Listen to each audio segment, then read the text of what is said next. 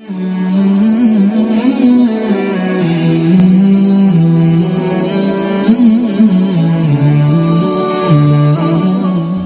Channel, সত্য ও শান্তির পথে।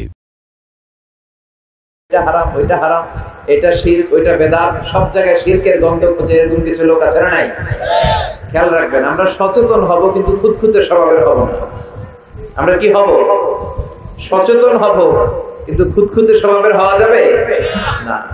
আর দ্বীন ইউসরুন লা উসরা ফি, দ্বীন সহজ, এর মধ্যে কাঠিন্যতা নাই। এজন্য বিয়েটারে সহজ করে দিতে হবে। বিয়ে যদি সহজ করে দেন তাহলে এই অশ্লীলতা কমে যাবে, এই পরকীয়া কমে যাবে, এই গার্লফ্রেন্ড বয়ফ্রেন্ডের নামে এই ভালোবাসা দিবসের যে চর্চা, এগুলো বাংলাদেশ থেকে বন্ধ হয়ে যাবে। কথা বলেন? আপনারা আপনাদের উঠতি বয়সের তরুণ তরুণী ছেলে মেয়েদেরকে বাবারা কে কতটুকু নাগালে রাখতে পেরেছিলেন গতকাল জানি না, কিন্তু এটা কিয়ামতের দিন আপনি যদি আপনার ছেলে মেয়েদেরকে বিপদগামী করেন, আল্লাহর সুপ্রিম কোর্টের কাঠ গড়ায় বাবা হিসেবে আপনাকে আসামির কারাগারে দাঁড়াতে হবে। চিল্লায় বলেন ঠিক কিনা? এজন্য যারা বাবা, you have huge responsibilities in your shoulder. আপনার কাঁধে আল্লাহ তাআলা অনেক দায়িত্ব দিয়েছে। আপনার ছেলে হয়েছে, মেয়ে হয়েছে, সব দায়িত্ব শেষ, বিষয়টা এমন নয়। আপনার ছেলে কই যায়, আপনার ছেলে কার সাথে মিশে, ওর স্মার্টফোনের ভেতরে ও কি কি চ্যানেল দেখে, ওর ঘরের ভিতরে ও সিরিয়াল গুলো কি কি দেখে, সবগুলো মনিটরিং এর দায়িত্ব আপনার আছে না নাই? আপনি মা, আপনার মেয়ে কোথায় যায়, কিভাবে সময় কাটায়, কাদের সাথে মিশে, এগুলো দেখার দরকার আছে না নাই? এজন্য নেককার ছেলে মেয়ে পাওয়ার জন্য আল্লাহ তাআলার কাছে দোয়া করতে হয়। সাইয়েদনা ইব্রাহিম আলাইহিস সালাম দোয়া করেছেন, রব্বি হাবলি মিনাস সালিহিন, আল্লাহ আপনি আমার নেককার সন্তান দেন। খেয়াল রাখবেন, নেককার সন্তান এবং নেককার স্ত্রী, এই দুটোর জন্য আল্লাহর কাছে চাইতে হয়। এমনি এমনি নেককার সন্তান পাওয়া যায় না, এমনি এমনি নেককার স্ত্রী জুড়ে যায় না, আল্লাহর কাছে দোয়া করতে হয়। ফাবাশশারনাহু বিগুলামিন হালিম, আল্লাহ বললেন ইব্রাহিমের দোয়ার বরকতে আমি ইব্রাহিমের ঔরসে ইসমাইলকে দান করলাম। নেককার সন্তান না? কি নেককার সন্তান, কি ফ্যামিলি তাদের! আমাদেরটাও ফ্যামিলি, ওনাদেরটাও ফ্যামিলি।